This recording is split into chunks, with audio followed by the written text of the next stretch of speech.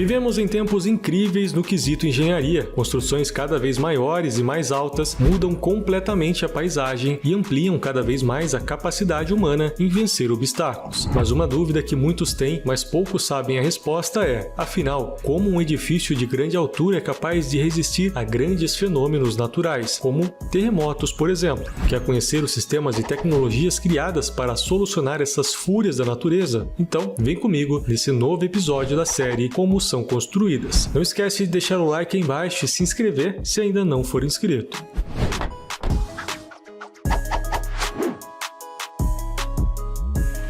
Desde sempre aprendemos que com a natureza não se brinca, forças que estão acima da nossa capacidade em diversos aspectos que por milhões de anos só podiam ser observadas e jamais controladas. Não que hoje em dia a gente seja capaz de controlar ou disputar um cabo de guerra com um tornado ou até vencer uma corrida contra um tsunami, mas aprendemos a como lidar e até mesmo a absorver esses impactos desses fenômenos naturais. Ainda mais hoje, com edifícios que ultrapassam os 800 metros de altura, alguns deles inclusive construídos em áreas instáveis. Isso criou uma demanda por tecnologias capazes de garantir a segurança dessas edificações, algumas delas servindo para mais de uma função inclusive, como é o sistema adotado pelo edifício Taipei 101, em Taiwan, localizado numa região de borda de uma das placas tectônicas mais instáveis do planeta, a placa das Filipinas, que sofre por terremotos constantes. Sendo um dos edifícios mais altos do mundo, sua construção teve que levar em consideração um evento de até 9